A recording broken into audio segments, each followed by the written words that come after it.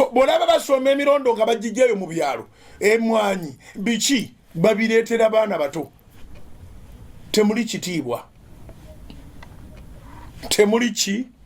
temuli kitiibwa Bible egambye mu ngero essula ya 20 olunyiriri olwabiri mu omwenda Proverbs chapter 20 verse 29 nti abalenzi ekitiibwa kyabwe maanyi gaabwe n'abakadde omutwe oguliko envi bwe bulungi bwabwe n'abakadde omutwe oguliko envi bwe bulungi bwabwe olunyiriri lugasse wamu lwawukanako ne lulendese nga luleeta bakadde bokka wano mu ngero 20 olunyiriri olwabiri mu omwenda Proverbs 20:29 etulaza abavubuka netulaga n'abakadde toli wa kitiibwa kubanga okeera kusosola njala abavubuka mbegayiridde planning obereko kyozuukukira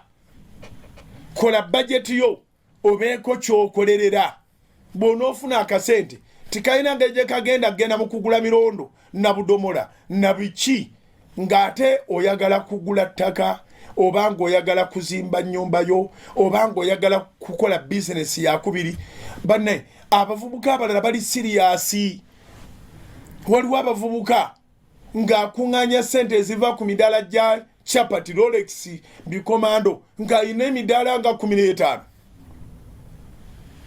y'omu yayina wano y'omu yayina wali y'omu yayina wali y'omu yayina wali talina na biseera bya mirondo gyammwe gye mubeerako nga mugaya n'amayirungi n'ebirala talina biseera bigenda mu betting alina okusupervising abavubuka banne baawadde emirimu tokkirizanga muntu kukuyita w'amaanyi nga tolina kye waakoze